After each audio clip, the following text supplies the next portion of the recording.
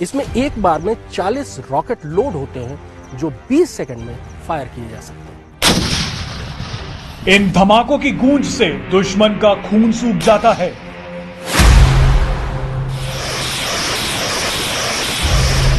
भारतीय सेना की ये ताकत कमजोर दिल वाले बिल्कुल ना देखें। आज हम आपको भारतीय सेना का तोपखाना बेहद करीब से दिखाएंगे। ये तोपखाना है महाराष्ट्र में नासिक के देवलाली में। भारतीय सेना के इस तोपखाने में मौजूद हर हथियार के दर्शन आज आपको होंगे और उनकी तूफानी फायरिंग भी आप देखेंगे। आज गनर्स डे पर भारतीय सेना ने दी धुआंधार बधाई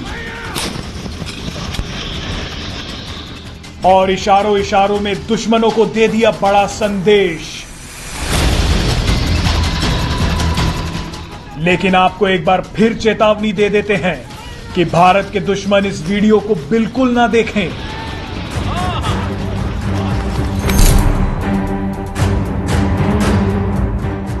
भारतीय सेना मुख्यतः 3 तरह के multi barrel rocket launchers fire करती है, ग्रैड, पिनाका और स्मर्च। ग्रैड और स्मर्च रूस से खरीदे गए हैं, लेकिन पिनाका को भारत में ही बनाया गया है। मल्टी बैरल रॉकेट लॉन्चर की खासियत यह होती है कि ये दूरी से बहुत तेज फायरिंग करके बहुत तेज गोलाबारी से दुश्मन को दबा देता है।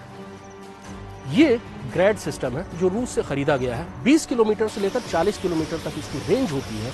इसमें एक बार में 40 रॉकेट लोड होते हैं जो 20 सेकंड में फायर किए जा सकते हैं।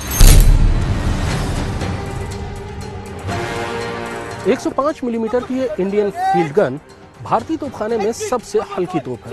वजन लगभग 3.5 टन के आसपास है। रेंज 17 किलोमीटर है, लेकिन डायरेक्ट फायर में इसकी रेंज तकरीबन 1 किलोमीटर होती है।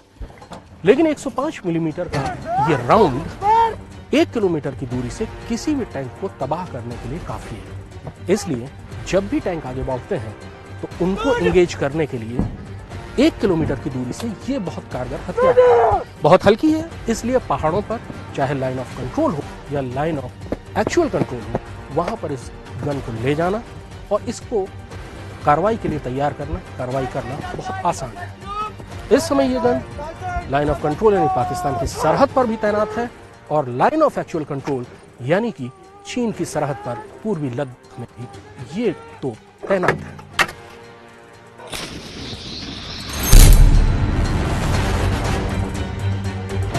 अब हम आपको दिखाते हैं भारतीय तोपखाने की सबसे नई, सबसे असरदार, सबसे कारगर तोप। यह है M777 अल्ट्रालाइट हॉविट्जर।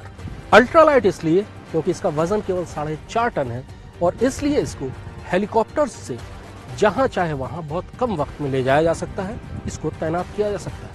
155 मिलीमीटर का कैलिबर है, यानी वही कैलिबर जो बोफोर्स का होता है। राउंड 30 से 35 किलोमीटर तक जाता है और तबाही जबरदस्त।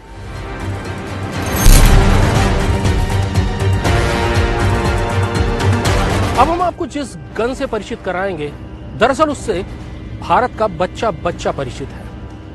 यह है बोफोर्स, जिसे इस देश ने पहली बार 1999 में करगिल की लड़ाई में अपने घर के ड्राइंग रूम में टेलीविजन पर दुश्मन पर आग बरसाते देखा था।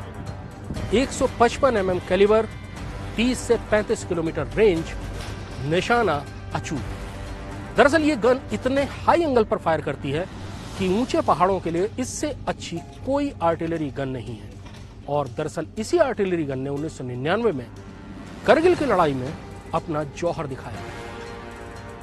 ऑटोमेटिक है, शूट एंड स्कूट, यानी एक बार फायर करने के बाद ये अपनी जगह बदल देती है, जिससे दुश्मन को गन लोकेटिंग रडार जो दुश्मन के होते हैं वो इसको लोकेट नहीं कर पाते और जवाबी फायर दुश्मन की तरफ से नहीं आ पाता। भारतीय सेना के तोपखाने में 105 mm, 122 mm, 130 mm और 155 mm की तोपें हैं। हाल के दिनों में 155 mm की वज्र और M777 अल्ट्रालाइट हॉविट्जर तोपखाने में शामिल की गई। इससे पहले 155 mm की गन केवल बोफोर्स होती थी।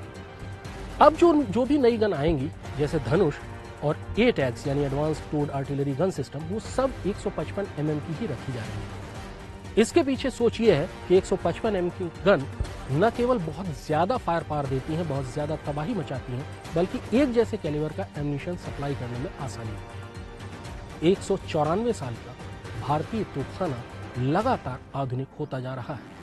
भारतीय सेना के तोपखाने का इज्जत और इकबाल बुलंदी पर है।